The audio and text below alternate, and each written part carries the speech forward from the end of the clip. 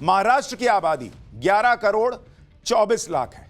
इस आबादी में 1 करोड़ 30 लाख मुसलमान हैं, जो महाराष्ट्र की कुल आबादी का 11.5% है।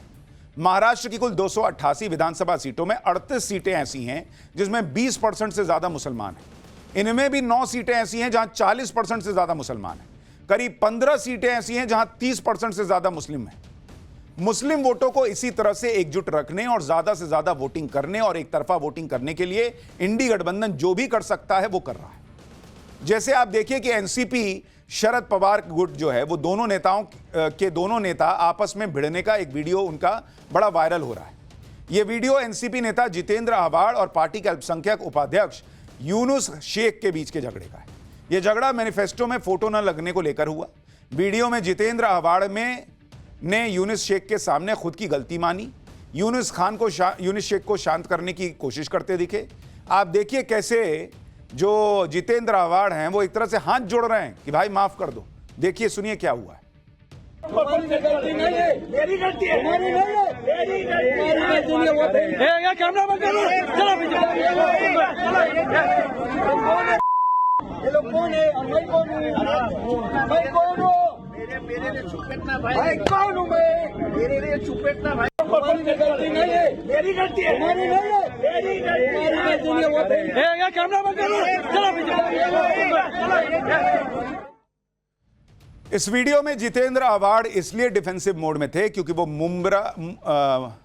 मुंब्रा कलवा विधानसभा सीट से जीतते आ रहे हैं। यह सीट मुस्लिम बहुल है और जितेंद्र आव्हाड को यह डर होगा कि कहीं पार्टी के मुस्लिम नेता नाराज हो गए तो चुनाव में दिक्कत हो जाएगी।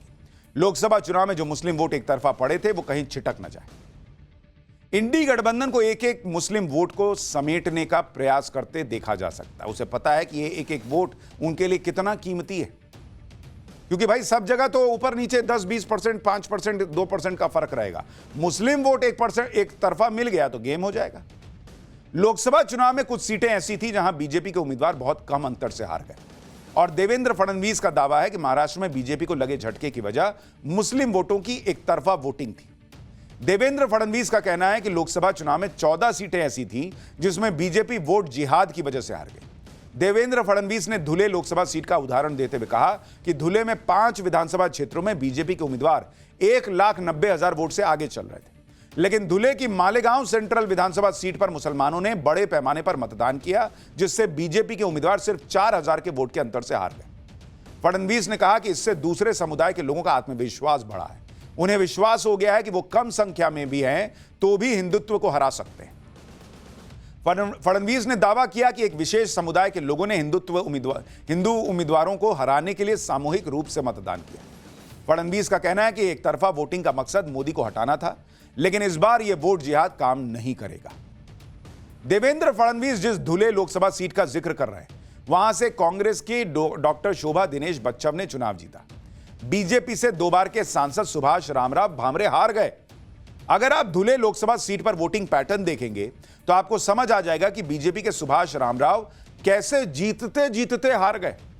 यह अपने आप में केस स्टडी है बॉस। क्यों बीजेपी को हिंदुओं से कहना पड़ रहा है कि मत बटो, कैसे मुसलमान वोट एक तरफा वोट पड़ता है, आज आपको इसका उदाहरण देता हूं जो देवेंद्र फडणवीस बता रहे थे।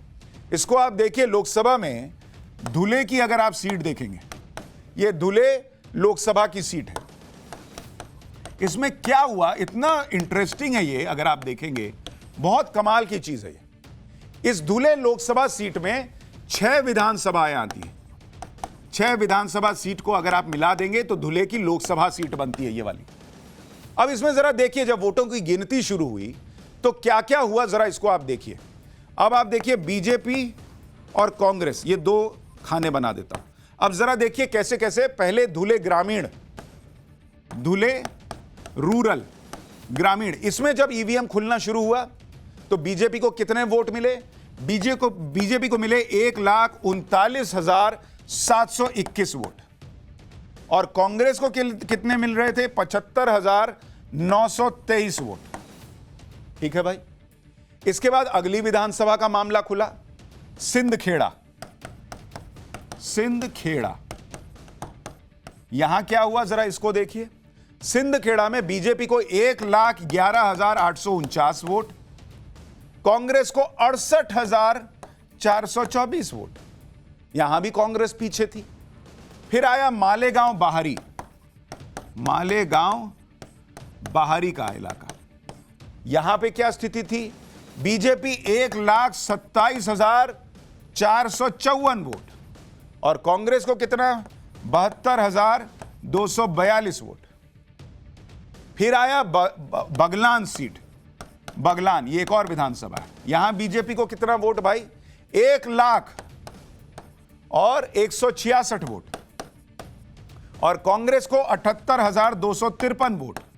यहां 4 विधानसभा में ईवीएम खुल चुके हैं, चारों में बीजेपी आगे चल रही है, कांग्रेस पीछे चल रही है कुछ कुछ वोटों से।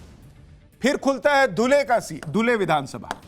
अब जरा धुले का हाल देखिए, धुले में भी बीजेपी आगे, 93,262 वोट बीजेपी के कैंडिडेट को मिले, कांग्रेस को मिले 78,438 वोट।